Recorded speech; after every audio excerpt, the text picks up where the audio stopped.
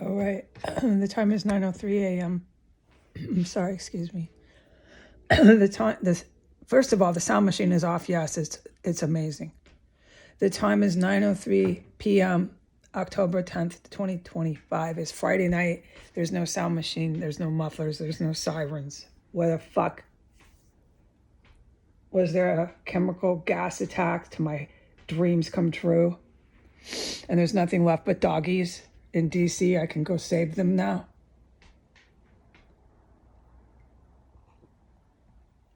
Now they're not laughing, are they? In DC, you're not laughing anymore about how I walk through it, are you? Obviously, none of you did.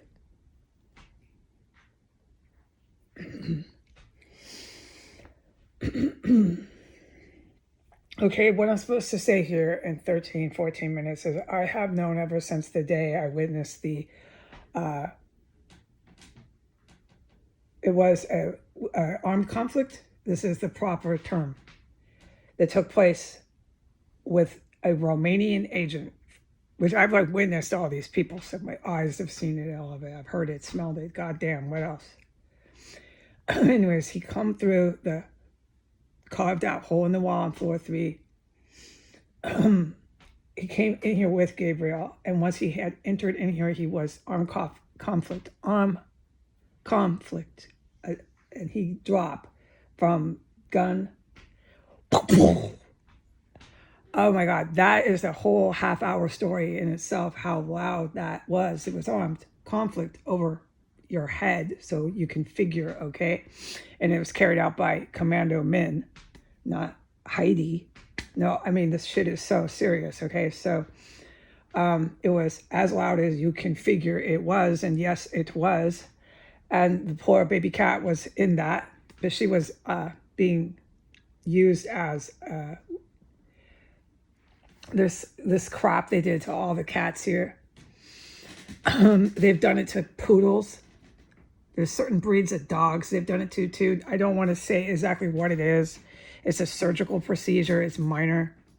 That's as far as I'll take it because I want to tell the public proper information. But it is for subs and naval equipment. So it does do the GPS, Wi-Fi, SAT to a certain degree, SAT, or maybe it's a tower. Yeah, in the animal. And it works like a GPS, which is not shocking. You can do this with cats and dogs, microchips, same sort of nature of the beast. But they used it for, of course, military is way more intense than that. And it links to naval stuff and things, Navy. And all the cats, this whole street is Pentagon. So it explains everything, okay? But I've been witnessing this for years. I don't need to have any of this explained to me. And the poodles are really nice dogs, and they're rather smart. They're a nice breed. It's really heartbreaking to see the individuals involved with the U.S. Navy. Not the U.S. good guys who saved my life. I know it's hard to understand, but they've made themselves so apparent, the cooping military, that it's honestly not hard to tell who is who. Okay, so it's illegal to be wearing the same uniform. Yeah, it's criminal. And why is that? Well, one reason is because people who are civilians do not and cannot be confused like that, and do not need to be confused like that. The military is here to protect country and people. We're the people in the country. You can't be confusing the people. They're not doing that. The U.S. military, the cooping military, will be charged, tried, and prosecuted and hung for treason for doing that. You can't wear the uniform and attack your country and people. Just can't. You might as well have put the Hezbollah and the Iranian uniform on yourselves. Big mistake, U.S. Navy. Okay, so there was armed conflict upstairs. They're going to cram this in 14 minutes.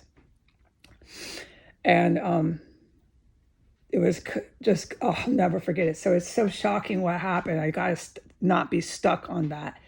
Okay, so it was so huge, so big, so serious, so gigantic, beyond cosmos. Don't get out of your chair. Like for a good 10 minutes, 15 minutes, it seemed like 100 years.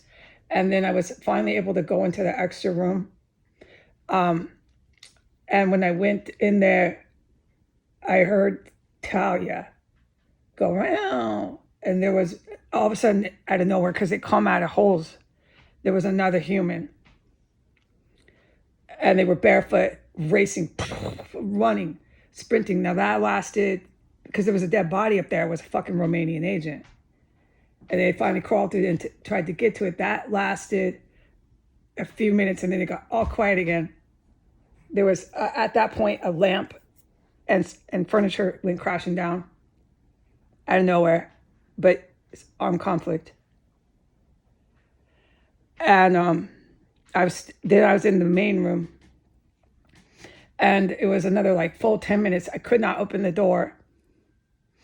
I had to. I mean, you're compelled at some point to get your head out and look. It's just, I know that is human nature. It's really hard not to. And my green light, here's their sirens, was you can, but it's going to be a handful of minutes. You're not just going to go out there. I didn't know it was a Romanian agent. I knew it was armed conflict. It was a good 3 years into this. So, I mean, I wasn't new at it. And I knew at some point I could go out and witness and see what I needed to. But this was way bigger than I was aware of at the time. And so I was just in here for a good 20 minutes. Yeah. And I'm correct in that. It was at least 15, 20 minutes. There was no coming out. Don't even think to open the door. You're just in here. And then all of a sudden I heard Talia, and I heard more ruckus. And then I heard something coming down the stairs. I heard some ruckus coming down the stairs. And I still couldn't open the door. And then it was like another 5 minutes. It seemed like 500 years. I was green light. Okay, open the door. And at that point, I have one ear plugged. You have to hear, because there's sirens or some sort of shit all the time. At that point, I opened the door, and there was the TVs running, endless psychopathic TV. So I remember that. I opened the door. There was nobody here. It was empty. And at that point, I looked just up, floor 3, and I looked to my my right, and there was no humans. I was checking to make sure I heard the things I heard. We'll talk about it in detail, what I heard more later, because I want to cram this in under 13 minutes. And then I looked to my left, and I saw my cat, Gabriel. And she was soaking wet and completely terrified, and she was about 2 pounds. She was 2 fucking pounds, and she was covered in dirt. Like she'd been stuffed in a wall or somewhere, just sick. And she was filthy, and just name it. She had obvious brutal marks all over her, and that I'm still not allowed to talk about, because that goes straight back to what I witnessed and cared for her and saved her. By the grace of God, I was able to save her.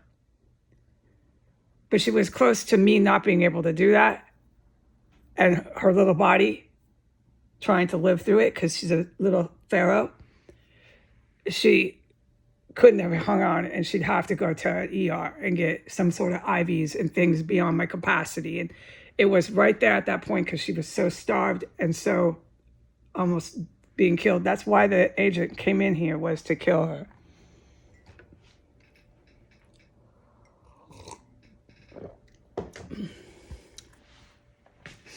Something had gone wrong. I know what. There's a lot I'm passing up in that torture chamber for animals, where that man, the homosexual white terrorist neo-Nazi, drives in and out with the drugs coming out of his car when you stand by it. That's one of his charges is these laboratories for bio and chemical weapons and some sort of Navy crap, and they used animals and tortured animals. I witnessed them do it here. I witnessed them do it at 1511. I witnessed them do it at 1513. And the military's witnessed it even more. I mean, these are full-grown commandos capable of things I'm not capable of, and they are in there engaged in the armed conflict, so they know everything. And they're also always over the house and everywhere else they are, dude. This is nothing to mess with the good military. I have witnessed it hands-on. I praise God on my knees that God sent these men. I mean it. I will always say this the rest of my life. No matter how I feel about things, I will never change my words on that. How could I? I have witnessed it for 6 years hands-on, what they're capable of, and I praise God that they came. Okay. So then she comes running down. She's in the bathroom. She's covered. She's dirty. I go up to her and I'm afraid. I don't know what. She's wild. If she's going to bite, of course, she's so dirty. There's all this armed conflict. I know there's bodies. It's so fucking terrifying in here. It was so terrifying. There's this TV blasting. There's nobody here. I know there's bodies. I know how it goes. I know what's happening in this place. It's routine what happened, but I hadn't quite assessed it. And there was a cat suddenly that came running downstairs. Talia was in the hallway. She's guarding her. She was in her little soldier mode. My cat Talia, she used to be left out there in this crime scene. Terror cell is what it is. And so she was in her defensive mode because there's a cat. And she had chased her downstairs, Talia. And she had chased her into my bathroom. It was God that had that happen. And so I was able to go up to Gabriel and get my hands on her. All I had to do was say, baby, or something really sweet. And she immediately went, meow. My baby called for mama. It was the first words she ever said. And she just kept saying, and crying like a baby to me. I'm like, this cat is not dangerous. And I immediately got a towel and picked her up. She was soaking wet. And she had all these marks, these obvious, serious fucking marks on her. It's not marks, but I'm forbidden from talking about it right now. From her ears to her toes, everywhere. So I was like, what the fuck happened to this cat? Your fucking eyes are popping out. It was so serious. Well, I'll talk about it later. And I picked her up with a towel. She was like 2 pounds. And I did stuff and things in here for 2 weeks to get her to possibly live through it, without having to take her to an ER. And I wouldn't have been able to take her to an ER because it would have costed my life and her life to do it. And we are up to 12 minutes, so I'm going to go. But she is right here with me. And then after that, I was allowed to put it on the internet. I went to my guardian angel. I said, what are we naming her? It was a big special moment. I'm kind of making it not a special moment by going so fast with the story, but he's directly picked out the name Gabriel. And that was her name. No question. It's Gabriel. That's her. Okay. Bye.